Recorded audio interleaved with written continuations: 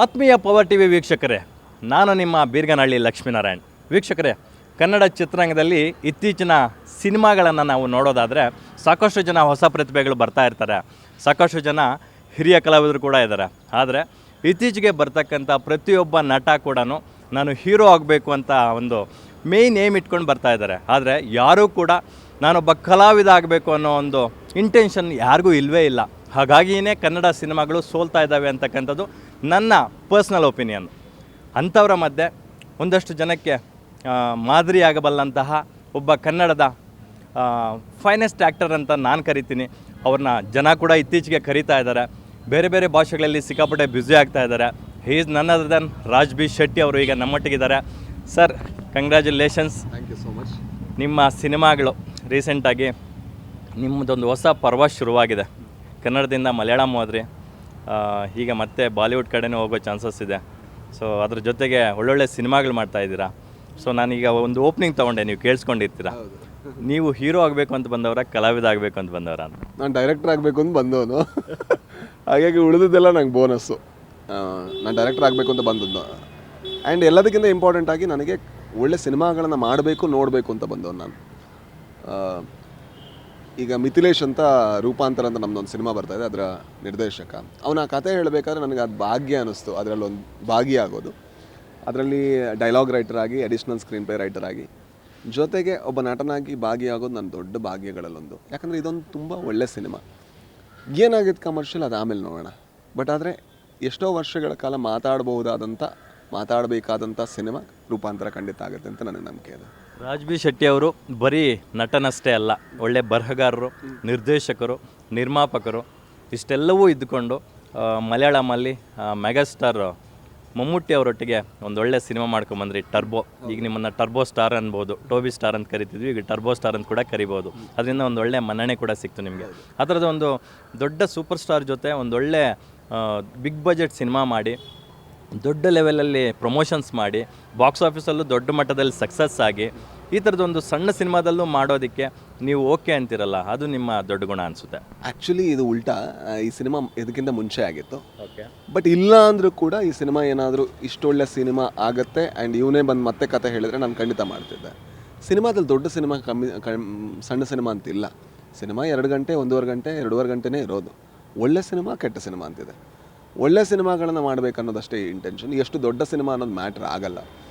ಇದಾದಮೇಲೆ ಕೂಡ ನನ್ನ ಫ್ರೆಂಡ್ಸ್ಗಳದೆಲ್ಲ ಒಂದು ಸಿನಿಮಾ ಪ್ರೊಡ್ಯೂಸ್ ಮಾಡಬೇಕು ಅಂತಿದ್ದೀವಿ ನಾವು. ಅದು ಸಣ್ಣ ಸಿನಿಮಾನೇ. ಆ್ಯಂಡ್ ಈಗ ಸಣ್ಣ ಸಿನಿಮಾಗಳ ಬಗ್ಗೆ ಇನ್ನಷ್ಟು ಜಾಸ್ತಿ ಒಲವಾಗಿದೆ. ಯಾಕಂದರೆ ಸಣ್ಣ ಸಿನಿಮಾಗಳು ಗೆದ್ದರೆ, ಹೊಸ ಟೆಕ್ನಿಷಿಯನ್ಗಳು ಬಂದರೆ, ಹೊಸ ನಟರು ಬಂದರೆ ಸಿನಿಮಾ ಇಂಡಸ್ಟ್ರಿ ಉಳಿಯುವಂಥ ಸಾಧ್ಯತೆ ಜಾಸ್ತಿ ಇದೆ. ದೊಡ್ಡ ದೊಡ್ಡ ಸಿನಿಮಾಗಳನ್ನು ಬಂದರೆ ದೊಡ್ಡ ದೊಡ್ಡ ಸ್ಟಾರ್ಗಳ ಫ್ಯಾನ್ಸ್ಗಳು ಸಿನಿಮಾ ಹೋಗಿ ನೋಡ್ತಾರೆ, ಆ ಸಿನಿಮಾ ಸೆಲೆಬ್ರೇಟ್ ಮಾಡ್ತಾರೆ. ಇಂಡಸ್ಟ್ರಿಗೆ ಒಂದು ಲಾಭ ಇದೆ ಎಕನಾಮಿಕಲಿ. ಬಟ್ ಕ್ರಿಯೇಟಿವ್ ವೈಸ್ ಇರ್ಬೋದು, ಎಕನಾಮಿಕ್ ವೈಸ್ ಇರ್ಬೋದು, ಆ ಇಂಡಸ್ಟ್ರಿ ರನ್ ಆಗೋದಕ್ಕೆ ಬೇಕಾಗಿರ್ಬೋದು ಸಣ್ಣ ಸಣ್ಣ ಸಿನಿಮಾಗಳು ಕೂಡ. ಸೊ ಅದ್ರ ಬಗ್ಗೆ ನನಗೆ ಒಲವಿದೆ. ಖಂಡಿತ ನಾನು ಮಾಡ್ತೀನಿ. ಈಗ ಸದ್ಯಕ್ಕೆ 2 ಕನ್ನಡ ಸಿನಿಮಾಗಳನ್ನು ಮಾಡ್ತಾ ಇದ್ದೀನಿ. ಅದರಲ್ಲಿ ಒಂದರಲ್ಲಿ ಅದೇ ಅನೌನ್ಸ್ ಆಗಿಲ್ಲ, ಹಾಗಾಗಿ ಮಾತಾಡ್ತೀನಿ. ಮುಂದಿನ ಘಟ್ಟದಲ್ಲಿ ಅದನ್ನು ಮಾತಾಡ್ತೀನಿ. ರೂಪಾಂತರ ಪರ್ಟಿಕ್ಯುಲರ್ ಆಗಿ ಸಿನಿಮಾ ಬಗ್ಗೆ ಮಾತಾಡೋದಾದರೆ, ಟ್ರೈಲರ್ ಲಾಂಚ್ ಆಗಿದೆ, ಒಂದೊಳ್ಳೆ ಅಪ್ರಿಷಿಯೇಷನ್ ಸಿಗ್ತಾ ಇದೆ. ಏನೋ ಆಂಥಾಲಜಿ ಅಗೇನ್ ಒಂದು ವಿಭಿನ್ನ ಪ್ರಯೋಗವಂತೂ ಮಾಡಿದ್ದೀರಾ. ಶೆಟ್ರ್ ಬಳಗ ಅಂತಂದಾಗ ಪ್ರಯೋಗಗಳಿಗೆ ಅಲ್ಲಿ ಏನು ಕೊರತೆ ಇರಲ್ಲ. ಆ ನಿಟ್ಟಿನಲ್ಲಿ ಇದು ಯಾವ ರೀತಿಯ ಪ್ರಯೋಗ ಆಗುತ್ತೆ ಅಂತಕ್ಕಂಥದ್ದು? ಇದು ನಮ್ಮ ಸಮಾಜದಲ್ಲಿ ತುಂಬ ಜನಗಳನ್ನು ನಾವು ಯಾವತ್ತೂ ಕಣ್ಣೆತ್ತು ನೋಡಲ್ಲ. ಅವರ ನೋವು, ಅವರ ಸುಖ ಅಥವಾ ಅವರ ದುಃಖ, ಅವರ ಅಗತ್ಯತೆಗಳು ಯಾವತ್ತೂ ನಮಗೆ ತಾಗಲ್ಲ. ಆ ಥರದ ಜನಗಳ ಕತೆ ಇದು, ಆ ಥರದ ಕೆಲವರ ಕತೆ. ಆ್ಯಂಡ್ ಅದು ತುಂಬ ಕಾಡುವಂಥ ಕತೆ. ಅಂದರೆ ಆ ಕಥೆಯನ್ನು ನೋಡಬೇಕಾದ್ರೆ ಎಲ್ಲೋ ಒಂದು ಕಡೆ ಅವರಲ್ಲಾಗುವಂಥ, ಪಾತ್ರಗಳಲ್ಲಾಗುವಂಥ ಬದಲಾವಣೆ ನಮಗೂ ತಟ್ಬೋದು. ಅದರಿಂದಾಗಿ ಅದು ಸಿನಿಮಾದ ಹೆಸರು ರೂಪಾಂತರ. ಯಾಕಂದರೆ ಸಿನಿಮಾದಲ್ಲೂ ಕೂಡ ಬದಲಾಗ್ತಾರೆ, ನೋಡಿದ್ರೆ ಆಡಿಯನ್ಸಲ್ಲೂ ಕೂಡ ಆ ಬದಲಾವಣೆಯ ಒಂದು ಅಚ್ಚಾದರೂ ಮೂಡ್ಬೋದು ಅಂತ ಒಂದು ನಂಬಿಕೆ. ಆ ಥರದ ಸಿನಿಮಾ. ಮತ್ತೊಂದು ಪ್ರಶ್ನೆ ಕೇಳೋದಾದರೆ, ಸಾಕಷ್ಟು ಜನ ಕಲಾವಿದರು ಇತ್ತೀಚೆಗೆ ಅಪ್ಕಮಿಂಗ್ ಕಲಾವಿದರು ಅಂತ ನಾವೇನು ಕರಿತೀವಿ, ಎಲ್ಲರೂ ಇಂಡಸ್ಟ್ರಿಗೆ ಬರ್ತಕ್ಕಂಥವ್ರು ನಾವು ಹೀರೋ ಆಗಬೇಕು ಅಂತಂದೇ ಬರ್ತಾರೆ. ನಮಗೆ ಬಿಲ್ಡಪ್ಗಳಿರಬೇಕು, ಫೈಟ್ಗಳಿರಬೇಕು, ಒಳ್ಳೆ ಡ್ಯಾನ್ಸ್ ಇರಬೇಕು ಅಂತ, ನಮ್ಗೆ ಒಳ್ಳೆ ಹಾವಭಾವ ಗೊತ್ತಿರಬೇಕು, ಒಂದು ಒಳ್ಳೆ ಎಮೋಷ್ನಲ್ ಸೀನ್ನ ಎಕ್ಸಿಕ್ಯೂಟ್ ಮಾಡಬೇಕು, ನಾನೊಬ್ಬ ಕಲಾವಿದನಾಗಿ ಗುರುತಿಸ್ಕೋಬೇಕು ಅನ್ನೋ ತುಡಿತ ತುಂಬ ಕಡಿಮೆ. ಐ ಥಿಂಕ್ 2 ಥರದ ವರ್ಗಗಳು ಇಂಡಸ್ಟ್ರಿಯಲ್ಲಿ ಇರ್ತಾರೆ. ಕಲಾವಿದರಾಗಬೇಕು ಅಂತ ಇರೋರು ಇರ್ತಾರೆ, ಸ್ಟಾರ್ಗಳಾಗಬೇಕು ಅಂತ ಇರೋರು ಇರ್ತಾರೆ. ಆದರೆ ಏನಾಗುತ್ತೆ ಅಂತ ಹೇಳಿದ್ರೆ, ಕಲಾವಿದರಾಗಬೇಕು ಅಂತ ಇರೋರಿಗೆ ಅವಕಾಶಗಳು ಎಷ್ಟೋ ಸಲ ಸಿಗಲ್ಲ. ಈಗ ಗೋಪಾಲಕೃಷ್ಣ ದೇಶಪಾಂಡೆ ಕಲಾವಿದರಾಗಬೇಕು ಅಂತ ಇದ್ದವರು ಇವತ್ತು ಕಲಾವಿದರಾಗಿ ಮೆರೀತಾ ಇರೋರು. ಅಚ್ಯುತಣ್ಣ ಕಲಾವಿದರಾಗಿ ಎಲ್ಲ ಕಡೆ ಮೆರೆದಿರೋರು. ರಂಗಾಯಣ ರಘು ಅವರು ಕಲಾವಿದರಾಗಿ ಎಲ್ಲ ಕಡೆ ಗುರುತಿಸ್ಕೊಂಡವರು. ಪ್ರಕಾಶ್ ರಾಜ್ ಅವರು ಈ ಥರ ಇದೆ, ದಂಡೆ ಇದೆ. ಹೊಸಬ್ರು ಕೂಡ ಬರ್ತಾರೆ, ಬಟ್ ಆ ಲೆವೆಲ್ಗೆ ರೀಚ್ ಆಗೋದಕ್ಕೆ ಸ್ವಲ್ಪ ಟೈಮ್ ಬೇಕಾಗುತ್ತೆ ಅವರಿಗೆ. ಹಾಗೆ ಬಟ್ ಹೌದು, ಅಂದರೆ ಹೊಸ ಹುಡುಗರಿಗೆ ಹೊಸ ಹುಡುಗಿರಿಗೆ ನಾವು ಚೆನ್ನಾಗಿ ಕಾಣಿಸ್ಬೇಕು ಅನ್ನೋವಂಥದ್ದೇ ಆಸೆ ಇರುತ್ತೆ. ನಾನು ಚೆನ್ನಾಗಿ ಕಾಣಿಸ್ಬೇಕು ಅಥವಾ ನಾನು ಪವರ್ಫುಲ್ಲಾಗಿ ಕಾಣಿಸ್ಕೋಬೇಕು, ನಾನು ತುಂಬ ಶಕ್ತಿವಂತ ಅಂತ ಅನ್ನಿಸ್ಬೇಕು ಅಂತ. ಮನುಷ್ಯನ ಹುಡುಕಾಟನೇ ಅದಲ್ಲ. ಲೈಫಲ್ಲಿ ಏನು ಸಿಕ್ಕಿರಲ್ಲ ಅದು ಸಿನಿಮಾದಲ್ಲಿ ಅಥವಾ ಬೇರೆ ಎಲ್ಲೋ ಒಂದು ಕಡೆ ಅದು ನನಗೆ ಸಿಕ್ಕಿದ್ರೆ ನಾನು ಸ್ವಲ್ಪ ಸಮಾಧಾನ ಸಿಗ್ಬೋದು ಅಂತ ಅಂದ್ಕೊಂಡಿರ್ತಾನೆ. ನನಗೆ ಆ ಥರದ ಇನ್ಸೆಕ್ಯೂರಿಟಿಗಳಿಲ್ಲ. ನಾನು ಚೆನ್ನಾಗಿ ಕಾಣಿಸ್ಬೇಕು ಅನ್ನೋದಕ್ಕೆ ನಾನು ಇರೋದೇ ಇಷ್ಟು ಅಂತ ನನಗೆ ಗೊತ್ತು. ಆ್ಯಂಡ್ ನಾನು ಪವರ್ಫುಲ್ಲಾಗಿ ಕಾಣಿಸ್ಬೇಕು ಅಂದರೆ ಅನ್ನೋದಕ್ಕೆ ನಾನು ಎಷ್ಟು ಸಣ್ಣವನು ಅನ್ನೋದು ಗೊತ್ತು ನನಗೆ ಪಾತ್ರಗಳು ನನ್ನನ್ನು ಕಾಡಬೇಕು, ನನಗೆ ಮಾಡೋಕ್ಕಾಗತ್ತಾ ಅನ್ನೋ ಭಯ ಹುಟ್ಟಿಸ್ಬೇಕು. ಆ ಒಂದು ಇನ್ಸೆಕ್ಯೂರಿಟಿ ನನ್ನಲ್ಲಿ ಕ್ರಿಯೇಟ್ ಮಾಡಿದ್ರೆ ಮಾತ್ರ ನಾನು ಒಬ್ಬ ಒಳ್ಳೆಯ ವಿದ್ಯಾರ್ಥಿ ಆಗ್ತೀನಿ. ಆ ಒಳ್ಳೆಯ ವಿದ್ಯಾರ್ಥಿ ಒಳ್ಳೆಯ ಕಲಾವಿದನಾಗೋದು ಸುಲಭ.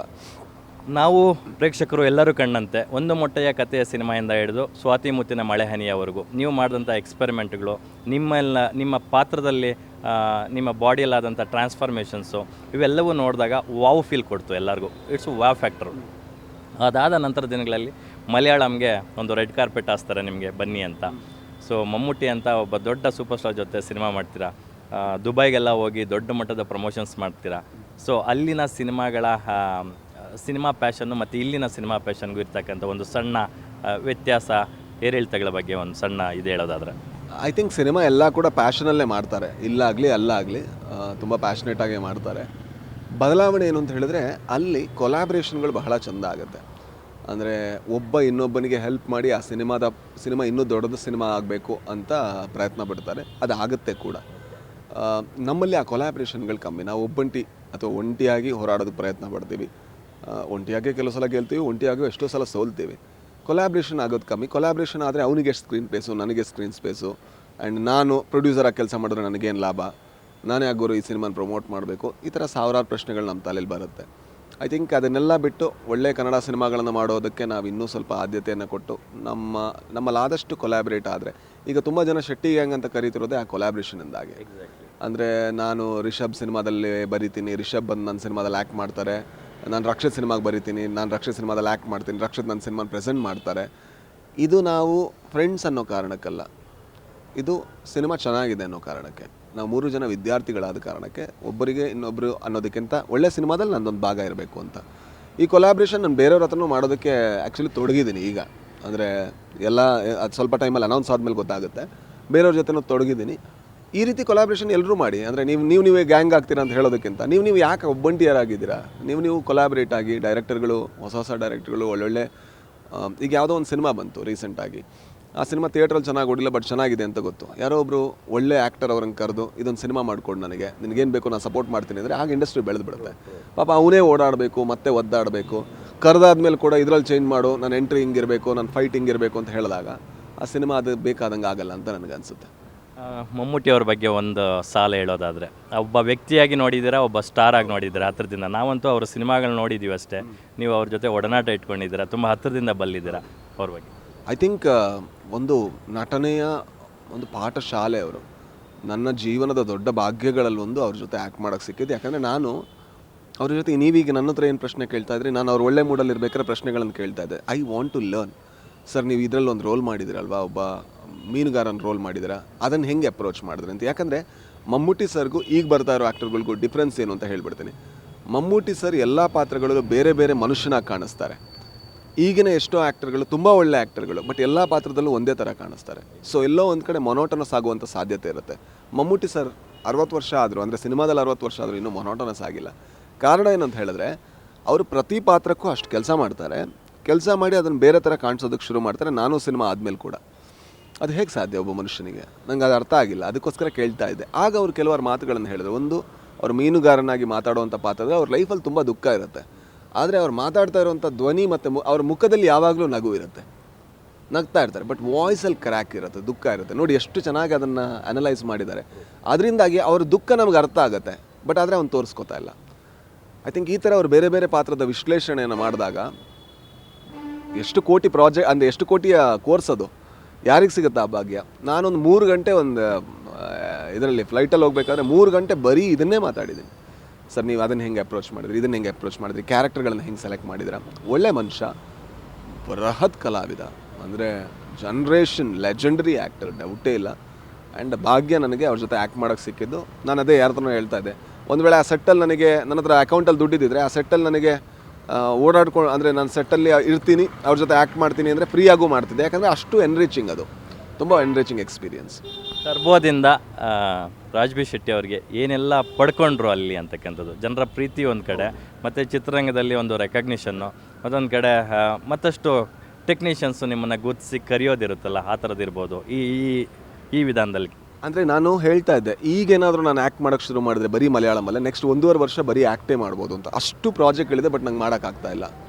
ನನಗೆ ಸದ್ಯಕ್ಕೆ 3 ಸಿನಿಮಾಗಳು ಕನ್ನಡದಲ್ಲಿದೆ, ಅದ್ರ ಜೊತೆಗೆ ಬೇರೆ ಬೇರೆ ಪ್ರಾಜೆಕ್ಟ್ಗಳಿದೆ, ಅಲ್ಲಿ ಯಾವುದೂ ಮಾಡೋಕ್ಕಾಗ್ತಾ ಇಲ್ಲ ಸದ್ಯಕ್ಕೆ ಒಂದು. ಬಟ್ ನೀವು ಕೇಳಿರೋವಂಥ ಪ್ರಶ್ನೆಗೆ ನನ್ನ ಉತ್ತರ, ನೀವೆಲ್ಲ ಹೇಳಿದ್ರಿ, ನನಗೇನೆಲ್ಲ ಸಿಕ್ಕಿದೆ ಅದು ಆಲ್ರೆಡಿ ಮೆನ್ಷನ್ ಮಾಡಿದ್ರಿ. ಇನ್ನೊಂದು ನಂಗೆ ತುಂಬ ಖುಷಿ ಆಗೋದೇನೆಂದರೆ, ನಾನು ಮಾಡಿರುವಂಥ, ನಮ್ಮ ತಂಡ ಮಾಡಿರುವಂಥ ಎಲ್ಲ ಕನ್ನಡ ಸಿನಿಮಾಗಳನ್ನು ಮಲಯಾಳಿಗರು ಮತ್ತೆ ರೀವಿಸಿಟ್ ಮಾಡ್ತಾ ಇದ್ದಾರೆ. ಈಗ ಟರ್ಬೋ ನೋಡಿದವರು, ಅವ್ನು ಡೈರೆಕ್ಟರ್ ಅಂತೆ, ಹೌದು ಅವ್ನು ಡೈರೆಕ್ಷನ್ ಮಾಡಿದ್ರೆ ಹೇಗೆ ಮಾಡ್ತಾನೆ ಅಂತ ಗರುಡ ಗಮನ ನೋಡ್ಕೊಂಬರ್ತಾ ಇದ್ದಾರೆ. ಹೌದು ಅವ್ನು ಆ್ಯಕ್ಟ್ ಮಾಡಿದ್ರೆ ಯಾವ ಥರ ಮಾಡ್ತಾನೆ ಅಂತ ಟೋಬಿ ನೋಡ್ಕೊಂಬರ್ತಾ ಇದ್ದಾರೆ, ಒಂದು ಮೊಟ್ಟೆ ಕತೆ ನೋಡ್ಕೊಂಬರ್ತಾ ಇದ್ದಾರೆ, ಆ್ಯಂಡ್ ಸ್ವಾತಿ ಮುತ್ತಿನ ಮಳೆ ಹನಿಯ ನೋಡ್ಕೊಂಬರ್ತಾ ಇದ್ದಾರೆ. ನಂಗೆ ಮೆಸೇಜ್ ಮಾಡ್ತಾರೆ, ನೀನು ಇದನ್ನು ಮಾಡ್ತೀಯ. ಅದರಿಂದ ಲಾಭ ಏನಂದರೆ, ಆ ಪ್ಲ್ಯಾಟ್ಫಾರ್ಮಲ್ಲಿ, OTT ಪ್ಲ್ಯಾಟ್ಫಾರ್ಮಲ್ಲಿ ನಮ್ಮ ಸಿನಿಮಾಗಳನ್ನು ಇಲ್ಲೂ ನೋಡ್ತಾ ಇದ್ದಾರೆ ಅನ್ನುವಂಥ ರಿಜಿಸ್ಟ್ರೇಷನ್ ಬೀಳುತ್ತೆ. ಅದು ಯಾವಾಗ ಬೀಳುತ್ತೆ, ಮುಂದೆ ನಮ್ಮ ಸಿನಿಮಾಗಳಾಗಬೇಕಾದ್ರೆ OTTಯಲ್ಲಿ ಇನ್ನೂ ₹1 ಆದರೂ ಜಾಸ್ತಿ ಆಗಿ ಅಥವಾ ಒಂದು ಈಸಿಯಾಗಿ ಸೆಲ್ ಮಾಡೋಕ್ಕೆ ನಮ್ಗೆ ಸಾಧ್ಯ ಆಗುತ್ತೆ. ಸೂರರೈ ಫೋಟೋ ಸಿನಿಮಾಗೆ ಸಾಲು ನ್ಯಾಷನಲ್ ಅವಾರ್ಡ್ಸ್ ಬಂತು. ಆ ಸಿನಿಮಾದಲ್ಲಿ ನಾಯಕ ನಟಿಯಾಗಿ ಅಭಿನಯಿಸಿದಂತಹ ಅಪರ್ಣಾ ಬಾಲಮುರಳಿ ಅವ್ರ ಜೊತೆ ನೀವು ಒಂದು ಸಿನಿಮಾದಲ್ಲಿ ಲೀಡ್ ಮಾಡಿದ್ದೀರಾ. ಆ ಸಿನಿಮಾ ಅಬೌಟ್ ಟು ರಿಲೀಸ್ ಅಂತ ಕೇಳ್ಪಟ್ವಿ. ಆ ಸಿನಿಮಾ ಕಂಪ್ಲೀಟ್ ಆಗಿದೆ. ಆ ಸಿನಿಮಾದ ಹೆಸರು ರುದಿರಂ ಅಂತ. ಅದು ಮ್ಯೂಸಿಕ್ಕು ಅದು ಇದೆಲ್ಲ ತುಂಬ ಟೈಮ್ ತಗೋತಾ ಇದ್ದಾರೆ. ಅದೊಂದು ತುಂಬ ಸಿಂಪಲ್ ಸಿನಿಮಾ. ಅದು ಒಂದು ಸರ್ವೈವಲ್ ಥ್ರಿಲ್ಲರ್. ಆ ಸಿನಿಮಾ ಯಾವಾಗ ಬರುತ್ತೆ ಅನ್ನುವಂಥ ಅಂದಾಜಿಲ್ಲ, ಬಟ್ ಇನ್ನೊಂದು 2-3 ತಿಂಗಳಲ್ಲಿ ಅದು ರೆಡಿ ಆಗುತ್ತೆ ಅಂತ ನನಗೆ ನಂಬಿಕೆ ಇದೆ. ನಾನು ನಿರ್ಮಾಪಕ ರಮೇಶ್ ರೆಡ್ಡಿ ಅವರಿಗೆ ಸ್ವಲ್ಪ ಆಪ್ತ, ಹಂಗಾಗಿ ನಿಮ್ಮ 45 ಸಿನಿಮಾದ ಒಂದಷ್ಟು ರಶಸ್ನ ನೋಡಿದೆ ನಾನು, ನೋಡಿದ್ದೀನಿ. ಸೊ ನಿಮ್ಮ ಬಾಯಲ್ಲಿ ಕೇಳಬೇಕು ಅಂತ ಆಸೆ.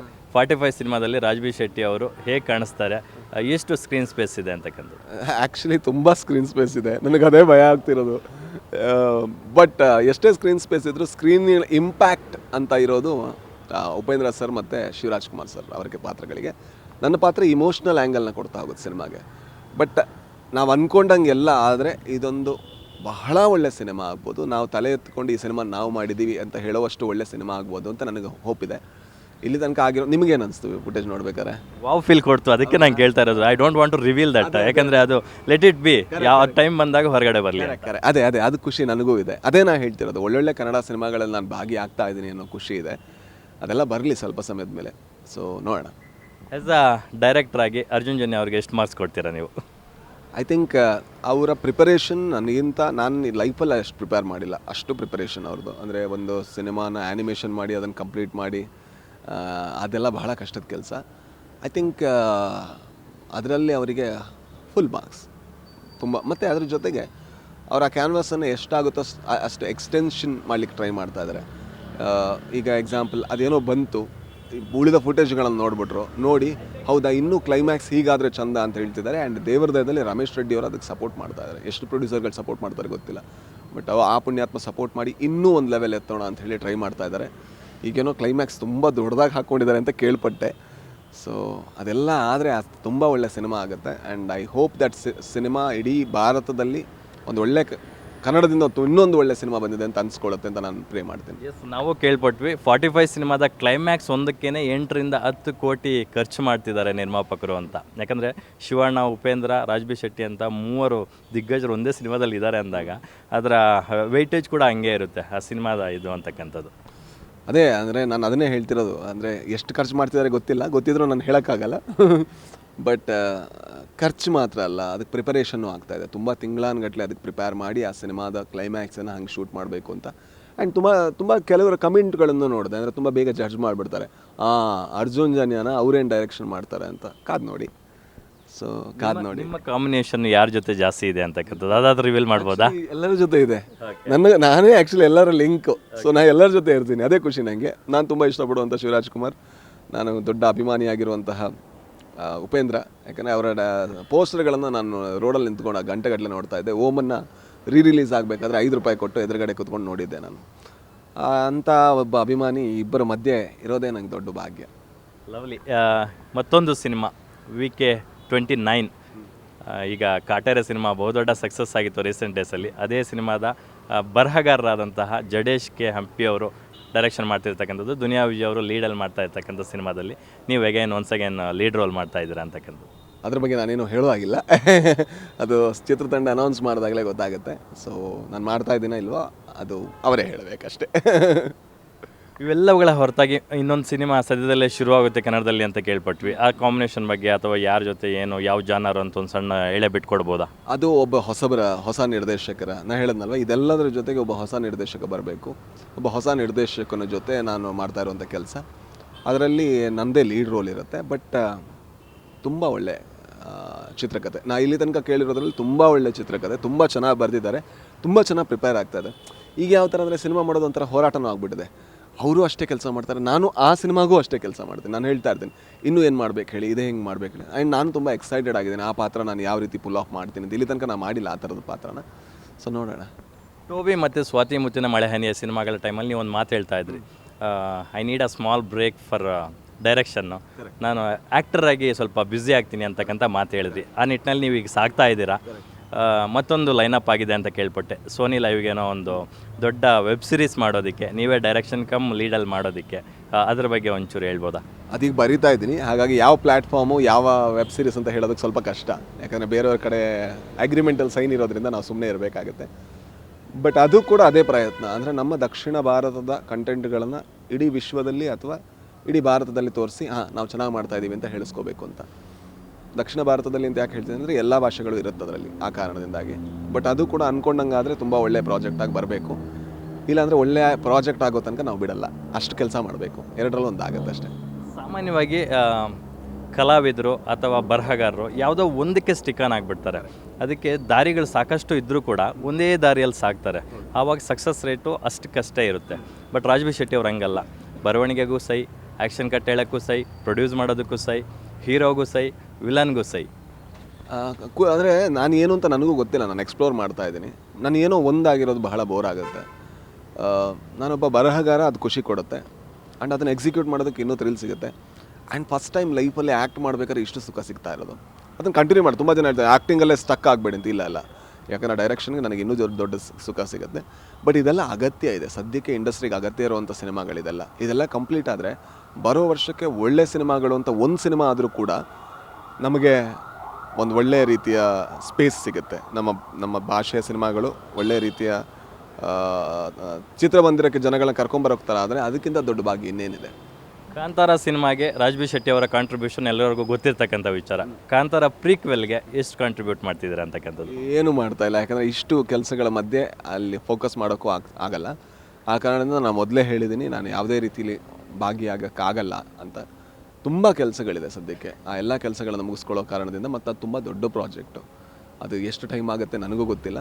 ಬಟ್ ಆ ಪ್ರಾಜೆಕ್ಟಿಗೆ ಆಲ್ ದಿ ಬೆಸ್ಟ್, ಒಳ್ಳೆ ಪ್ರಾಜೆಕ್ಟ್ ಆಗಿ ಬರುತ್ತೆ ಅನ್ನೋ ನಂಬಿಕೆ ನಂದು. ಈಗ ಶೆಟ್ಟರ್ ಗ್ಯಾಂಗ್ ಅಂದಿದ ತಕ್ಷಣ ಪ್ರಮೋದ್ ಶೆಟ್ಟಿ ಅವರು, ರಿಷಬ್ ಶೆಟ್ಟಿ ಅವರು ಇಬ್ಬರೇ ಸಂಸಾರಸ್ಥರಾಗಿರೋದು. ಈಗ ನಿಮ್ಮಿಬ್ರಿಗೂ ಮಗ ನೀವು ಬೇಗ ಮದುವೆ ಆಗ್ರಿ ಅಂತ ಅವ್ರು ಯಾವತ್ತು ಕಾಲೇಳಿ ಅಲ್ವಾ, ಅಥವಾ ರೆಫರ್ ಮಾಡಲ್ವಾ ಈ ಹುಡುಗಿದಾಳೆ ನೋಡಿ ಅಂತ, ನಿಮಗೆ ಆಗ್ಬೋದು ಅಥವಾ ರಕ್ಷಿತ್ ಶೆಟ್ಟಿ ಅವ್ರಿಗೆ ಆಗಿರ್ಬೋದು? ಇಲ್ಲ, ಹುಡುಗಿನ ರೆಫರ್ ಮಾಡಲ್ಲ. ಇನ್ನೊಬ್ಳು ಹುಡುಗಿ ಲೈಫ್ ಹಾಳು ಮಾಡೋಕೆ ಅವ್ರಿಬ್ರಿಗೂ ಸಮಾಧಾನ, ಅಷ್ಟು ಕೆಟ್ಟವರಲ್ಲ ಅವರು, ಒಳ್ಳೆಯವರು ಅವರು. ಆ ಕಾರಣದಿಂದ ಹುಡುಗಿನ ರೆಫರ್ ಮಾಡಲ್ಲ. ಬೇರೆ ಯಾರೋ ನೀವೇ ನೋಡ್ಕೊಂಡು ಹಾಳು ಮಾಡಿ ಲೈಫನ್ನು ಅಂತ ಕೇಳ್ತಾರೆ. ನಾವು ಯಾಕೆ ಸುಮ್ಮನೆ ನಾವೇ ಈ ಕೆಲಸ ಮಾಡ್ತಾ ಇದ್ದೀವಲ್ಲ, ನೋಡೋಣ ಅಂತ ಹೇಳ್ತಾ ಇದ್ವಿ. ಅಫ್ಕೋರ್ಸ್ 37 ಆಯಿತು, ಬಟ್ ಗೊತ್ತಿಲ್ಲ, ನೋಡೋಣ. ಸೂಪರ್. ನಿಮ್ಮ ಅಟ್ಟೈರ್ ನೋಡಿದ್ರೆ ನಮಗೆ ನಿಜವಾಗ್ಲೂ ಖುಷಿ ಆಗುತ್ತೆ. ಒಂದು ಕಡೆ ರಿಷಬ್ ಶೆಟ್ಟಿ ಅವರು ಅಷ್ಟೇ ವಿಶ್ವಸಂಸ್ಥೆವರೆಗೂ ಹೋಗಿದ್ದರು. ಅಲ್ಲಿ ಕೂಡ ನಮ್ಮ ಪಂಚೆಯನ್ನು ಹುಟ್ಟು ನಮ್ಮ ಒಂದು ಸಂಸ್ಕೃತಿಯನ್ನು ಎತ್ತಿ ತೋರಿಸುವಂಥ ಕಾರ್ಯ ಮಾಡಿದರು. ನಿನ್ನೆ ಅಷ್ಟೇ ಒಂದು ಇನ್ಸಿಡೆಂಟ್ ಆಗಿದೆ. ಯಾವುದೋ ಒಂದು ಖಾಸಗಿ ಮಾಲ್ ಒಳಗಡೆ ರೈತರೊಬ್ಬರು ಪಂಚೆಯಲ್ಲಿ ಬಂದಿದ್ದಾರೆ ಅಂತ ಹೇಳ್ಬಿಟ್ಟು ಆತನಿಗೆ ಎಂಟ್ರಿ ಕೊಟ್ಟಿಲ್ಲ. ಒಂದು ದೊಡ್ಡ ಇಶ್ಯೂ ಆಗ್ತಾ ಇದೆ. ಸೊ ಇದು ನಿಜವಾಗ್ಲೂ ಒಂದು ಅನಾಗರಿಕತೆಯ ಮುನ್ಸೂಚನೆ ಅನಿಸುತ್ತೆ. ಅದೇ ನಾನು ಹೇಳ್ತಾ ಇದ್ದೆ ಬೆಳಿಗ್ಗೆ, ಅಂದರೆ ನಾಗರಿಕತೆ ಹೆಸರಲ್ಲಿ ನಾವು ಅನಾಗರಿಕರಾಗ್ತಾ ಇದ್ದೀವಿ ಅಂತ. ಬಿಲ್ಡಿಂಗ್ ಅಂದರೆ ಬರೀ ಅದು ಇಟ್ಟಿಗೆ ಮತ್ತು ಸಿಮೆಂಟಲ್ಲಿ ಕಟ್ಟಿರುವಂತಹ ಒಂದು ಇದಲ್ಲ. ಅಲ್ಲಿ ಮನುಷ್ಯರು ಓಡಾಡಿದ್ರೇ ಅದು ಮನೆ ಅನಿಸ್ಕೊಳ್ಳುತ್ತೆ, ಮಾಲ್ ಅನಿಸ್ಕೊಳ್ಳುತ್ತೆ. ಮನುಷ್ಯರು ಓಡಾಡೋದು ಆ ಜಾಗದ ಜನಗಳು, ಆ ಜಾಗದ ಸಂಸ್ಕೃತಿಯಲ್ಲಿರೋ ಜನಗಳು ಓಡಾಡ್ತಾರೆ. ಅಲ್ಲಿನ ಬಟ್ಟೆಗಳನ್ನು ಹಾಕ್ಕೊಂಡು ಓಡಾಡಿದ್ರೆ ತಪ್ಪು ಅಂತ ಹೇಳಿದ್ರೆ ಅದು ಬರೀ ಇಟ್ಟಿಗೆ ಮತ್ತು ಸಿಮೆಂಟ್ ಮಾತ್ರ. ಅದು ಯಾವುದು ಮಾಲ್ ಅಲ್ಲ, ಅದು ಯಾವುದು ಬಿಲ್ಡಿಂಗ್ ಅಲ್ಲ, ಅದು ಯಾವುದು ಮನೆ ಅಲ್ಲ. ಮತ್ತು ಅದು ಮೂಲಭೂತ ಹಕ್ಕು ಕೂಡ. ನಾನು ಎಲ್ಲಿಯವನು ಅಲ್ಲಿಯ ರೀತಿಯ ಬಟ್ಟೆಯನ್ನು ಹಾಕ್ಕೊಳ್ಳೋದು ನನ್ನ ಹಕ್ಕು ಕೂಡ. ಬೇರೆಯವರಿಗೆ ತೊಂದರೆ ಆಗದೇ ಇದ್ದರೆ ಆ ಬಟ್ಟೆಯಿಂದ, ಅವ್ರ ನೋಡುಗರಿಗೆ ಏನೋ ಮುಜುಗರ ತರದೇ ಇದ್ದರೆ ಅದರಲ್ಲಿ ಯಾವುದೇ ರೀತಿಯ ತೊಂದರೆ ಇಲ್ಲ ಅಂತ ನಾನು ಅಂದ್ಕೊಳ್ಳೋನು. ನಾನು ಕೂಡ ಪಂಚೆ, ನಾನು ಕೂಡ ಇದೇ ರೀತಿ ಬಟ್ಟೆ ಹಾಕ್ಕೊಳ್ಳೋನು, ಅದೇ ಮಾಲ್ಗೆ ಬೇಕಾದಷ್ಟು ಸಲ ಹೋಗಿದ್ದೀನಿ. ಬಟ್ ಅವರೀಗ ಕ್ಷಮೆ ಕೂಡ ಕೇಳಿದ್ರು ದೇವರದಲ್ಲಿ. ಬಟ್ ಈ ಕಾಯಿಲೆ ತುಂಬ ದೊಡ್ಡ ದೊಡ್ಡ ವ್ಯವಸ್ಥೆಗಳಲ್ಲಿದೆ. ಅಂದರೆ ಭಾರತದಲ್ಲಿದ್ದು, ದಕ್ಷಿಣ ಭಾರತದಲ್ಲಿದ್ದು, ಕರ್ನಾಟಕದಲ್ಲಿದ್ದು ಇಲ್ಲಿನ ಬಟ್ಟೆಯನ್ನು ಹಾಕ್ಕೊಂಡು ಒಳಗೆ ಬರಬೇಡ ಅನ್ನೋದು ಅದು ಅದು ಸಾಕ್ಷರತೆ ಮಾತ್ರ ಇದೆ, ವಿದ್ಯೆ ಇಲ್ಲ ಅನ್ನೋದನ್ನು ತೋರಿಸುತ್ತೆ. ಮನುಷ್ಯರನ್ನೇ ಯಾವ ರೀತಿಯ ಭೇದ ಭಾವಕ್ಕೆ ಒಳಪಡಿಸೋದು ಕೂಡ ಕ್ರೈಮೇ, ಅನ್ಯಾಯವೇ. ಅಂದರೆ ಅವನಿಗೆ ನಾನು ಸಣ್ಣೋನು ಅಂತ ತೋರ್ಪಡಿಸೋದಿದೆಯಲ್ವ, ಅದರಷ್ಟು ಕೆಟ್ಟ ಕೆಲಸ ಒಬ್ಬ ಮನುಷ್ಯ ಏನೂ ಮಾಡೋಕ್ಕೆ ಸಾಧ್ಯ ಇಲ್ಲ. ಹಾಗಾಗಿ ಅದನ್ನು ಯಾರು ಮಾಡಿ ನೀವು ದೊಡ್ಡವರು ಅಂತ ಅನಿಸ್ಕೋತಾ ಇದ್ರೆ ನೀವು ತುಂಬ ಸಣ್ಣವರಾಗ್ತೀರಾ. ದಯವಿಟ್ಟು ಮಾಡಬೇಡಿ. ಬಟ್ಟೆಯಿಂದ ಮನುಷ್ಯನ ಅಳಿಬೇಡಿ. ಅದೇ ಮನುಷ್ಯನ ಬೆಳೆದ ಅಕ್ಕಿ, ಆ ರೈತರಲ್ವ ಅವರು, ಅದೇ ಮನುಷ್ಯ ಬೆಳೆದ ಅಕ್ಕಿಯನ್ನು ನೀವು ತಿಂದು ಬದುಕ್ತಾ ಇದ್ದೀರಾ. ದಯವಿಟ್ಟು ಅದನ್ನು ಮರಿಬೇಡಿ. ಸೊ ಅವ್ರು ಇರೋ ಹಾಗೆ ಇರೋಕ್ಕೆ ಬಿಡಿ. ಆ್ಯಂಡ್ ಅವರ ಇನೋಸೆನ್ಸು, ಮುಗ್ಧತೆ ಅಷ್ಟು ಉಳ್ಕೊಂಡಿರೋದಕ್ಕೆ ಒಂದು ದೊಡ್ಡ ಕೈ ಮುಗಿದು ಅವ್ರನ್ನ ಒಳಗೆ ಕರ್ಕೊಳ್ಳಿ ಅಂತ ಕೇಳ್ಕೊತೀನಿ. ನನ್ನನ್ನು ಕೇಳಿದ್ರೆ ಬಹುಶಃ ಆ ತಡೆ ಮಾಡಿದಾನಲ್ಲ ಸೆಕ್ಯೂರಿಟಿ ಗಾರ್ಡು, ಆತನಿಗೆ ಬಟ್ಟೆ ಸಮಸ್ಯೆ ಅಲ್ಲ ಅನಿಸುತ್ತೆ, ಮುಖ ನೋಡಿ ಮಣೆ ಹಾಕ್ತಾರೆ ಅನಿಸುತ್ತೆ. ಯಾಕಂದರೆ ಇದೇ ಸಿದ್ದರಾಮಯ್ಯ ಅವರು ಪಂಚ ಉಟ್ಕೊಂಬರ್ತಾರೆ, ಒಳಗಡೆ ಬಿಡ್ತಾರೆ.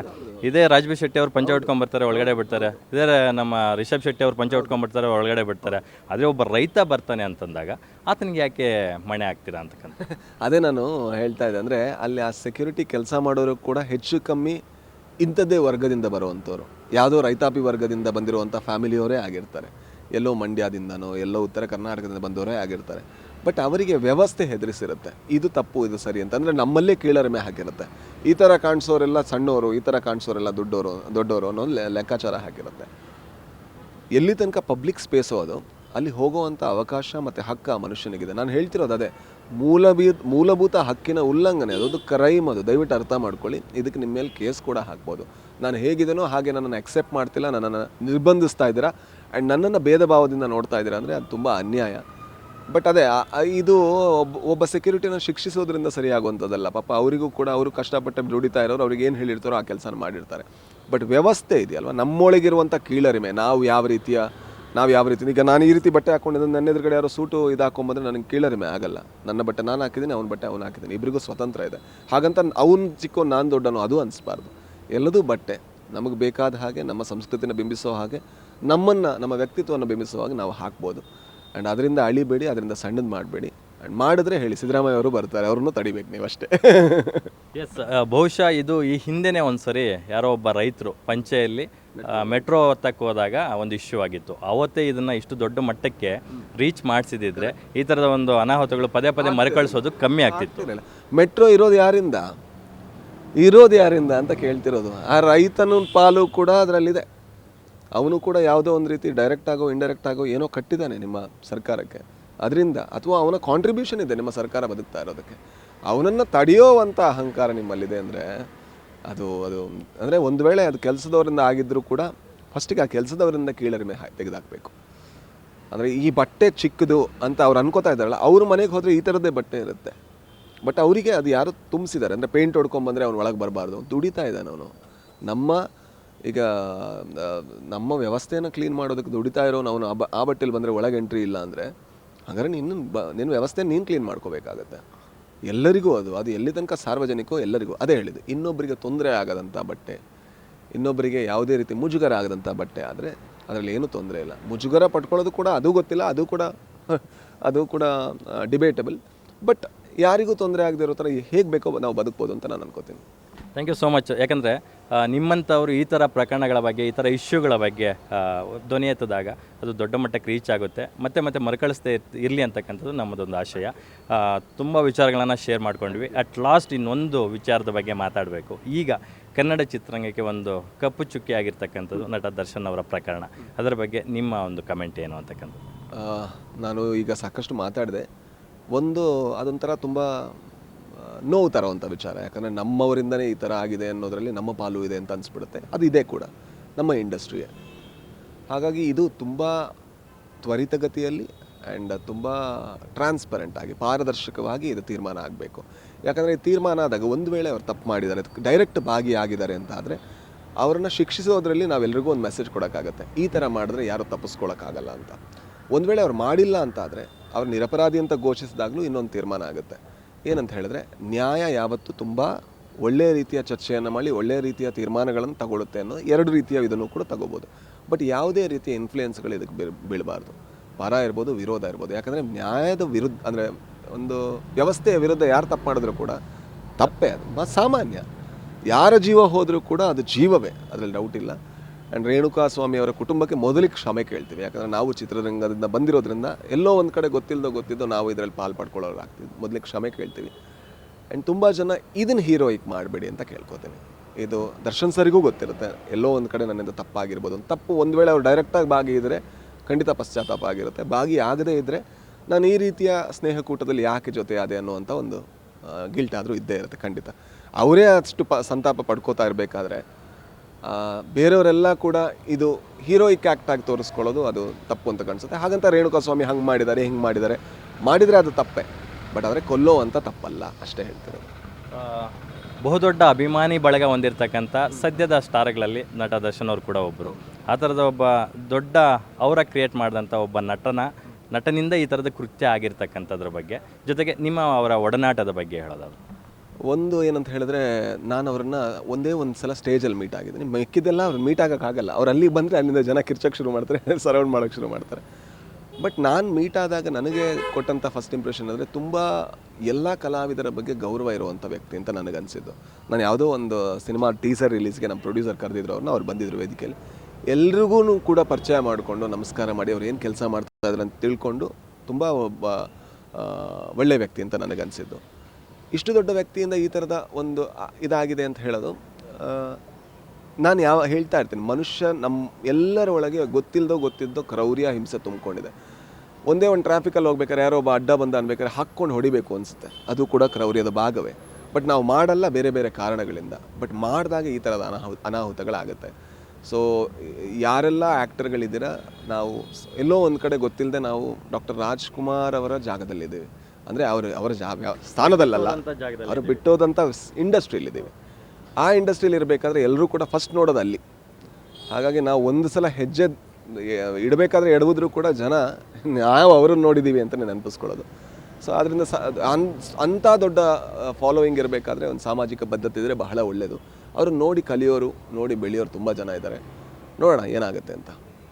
ಕೊನೆಯದಾಗಿ ಸೋಷಿಯಲ್ ಮೀಡಿಯಾನ ಮಿಸ್ಯೂಸ್ ಮಾಡ್ಕೊಳ್ಳೋ ಅಂಥವ್ರಿಗೆ ಒಂದು ಆ್ಯಸ್ ಅ ಸೆಲೆಬ್ರಿಟಿಯಾಗಿ ಒಂದು ಕಿವಿ ಮಾತು ಹೇಳೋದಾದರೆ, ಯಾಕಂದರೆ ಸೋಷಿಯಲ್ ಮೀಡಿಯಾನ ಇತ್ತೀಚೆಗೆ ಬಳಸ್ಕೊಳ್ಳೋರಿಗಿಂತ ಹೆಚ್ಚಾಗಿ ಮಿಸ್ಯೂಸ್ ಮಾಡ್ಕೊಳ್ಳೋರು ಜಾಸ್ತಿ ಆಗಿದ್ದಾರೆ. ಒಂದು, ನಾವು ಯಾರ್ದೋ ತಂದೆ ತಾಯಿ ಬಗ್ಗೆ, ಮಕ್ಕಳ ಬಗ್ಗೆ ಕಮೆಂಟ್ ಮಾಡಿ ಬೈಯೋದು, ಅಥವಾ ಅವರ ಯಾರೋ ಒಬ್ಬಳು ಹಾಕಿರುವಂಥ ಬಟ್ಟೆಗೆ ನಾವು ಇನ್ಸಲ್ಟ್ ಮಾಡೋದು, ಇದರಿಂದ ನಾವೆಷ್ಟು ಖಾಲಿ, ನಾವೆಷ್ಟು ವಿಕೃತರು ಅಂತ ಕಾಣಿಸೋದು ಬಿಟ್ಟರೆ ಮಿಕ್ಕಿದೇನು ಕಾಣಿಸಲ್ಲ. ಅದೆಲ್ಲ ಹಾಕ್ಕೊಳ್ಳೋ ಮುಂಚೆ, ಒಂದೇ ಒಂದು ಸಲ ಕಮೆಂಟ್ ಹಾಕೋ ಮುಂಚೆ ಒಂದು ಸಲ ನಿಮ್ಮನ್ನು ನೀವು ಕೇಳ್ಕೊಳ್ಳಿ, ನಾನು ಏನಕ್ಕೆ ಹಾಕ್ತಾ ಇದ್ದೀನಿ, ನಾನು ನಿಜವಾಗ್ಲೂ ಇದನ್ನು ಮೀನ್ ಮಾಡ್ತಾ ಇದ್ದೀನಾ, ಅಥವಾ ನನ್ನ ಮನಸ್ಸು ಯಾಕೆ ಇದನ್ನು ಹಾಕಬೇಕು ಅಂತ ಹೇಳ್ತಾ ಇದೆ. ಇದನ್ನು ಬಿಟ್ಟು ಯಾಕೆ ಯಾರೋ ಒಬ್ಬರು ಗೆದ್ದಾಗ, ಸೆಲೆಬ್ರೇಟ್ ಮಾಡಿದಾಗ ಅಥವಾ ಖುಷಿ ಪಟ್ಟಾಗ ನಾನು ಯಾಕೆ ಹೋಗಿ ಕಮೆಂಟ್ ಹಾಕಬೇಕು ಅಂತ ನನ್ನ ಮನಸ್ಸು ಕೇಳ್ತಾ ಇಲ್ಲ. ಒಂದೇ ಒಂದು ಸಲ ನಿಮ್ಮನ್ನು ನೀವು ಕೇಳ್ಕೊಳ್ಳಿ. ಆಗ ನಾವು ಎಲ್ಲರೂ ಕೂಡ, ಸಮಾಜವೇ ನಾವು ಎಷ್ಟು ಅಧಪತನಕ್ಕೆ ಇಳಿದಿದ್ದೀವಿ ಅಂತ ಗೊತ್ತಾಗ್ಬಿಡುತ್ತೆ. ಅದು ಗೊತ್ತಾದರೆ ಆ ಒಂದು ಎಚ್ಚರಿಕೆ ಸಾಕು ಅಂತ ಅನಿಸುತ್ತೆ. ಐ ಥಿಂಕ್ ನಾವು ಅದು ಕೆಲಸನ ಮಾಡೋ ಮುಂಚೆ ಸ್ವಲ್ಪ ಭಯ ಬೀಳ್ತೀವಿ ಅಂತ. ಥ್ಯಾಂಕ್ ಯು ಸೋ ಮಚ್ ಶೆಟ್ರೆ. ನಂಗೆ ಭಾಳ ಖುಷಿ ಆಯಿತು. ಟರ್ಬೋ ಸಿನಿಮಾದಿಂದ ನಾನು ಕಾಯ್ತಾ ಇದ್ದೆ ನಿಮ್ಮ ಜೊತೆ ಮಾತಾಡೋಣ ಅಂತ. ಇವತ್ತು ಆನ್ ಸ್ಕ್ರೀನ್ ಸಿಕ್ಕಿದ್ರಿ. Thank you so much. ಸಾಕಷ್ಟು ವಿಚಾರಗಳನ್ನ ನಮ್ಮ ಜೊತೆ ಶೇರ್ ಮಾಡ್ಕೊಂಡ್ರೆ. Thank you so much. ಇದಾಗಿತ್ತು ಬಹುಮುಖ ಪ್ರತಿಭೆ, ಬಹುಭಾಷಾ ನಟರಾದಂತಹ ರಾಜ್ಬೀರ್ ಶೆಟ್ಟಿ ಅವರ ಮನದಾಳದ ಮಾತುಗಳು. ಕ್ಯಾಮ್ರಾ ಪರ್ಸನ್ ಶ್ರೀಹರಿ ಜೊತೆ ಲಕ್ಷ್ಮೀನಾರಾಯಣ್, ಪವರ್ ಟಿವಿ, ಬೆಂಗಳೂರು.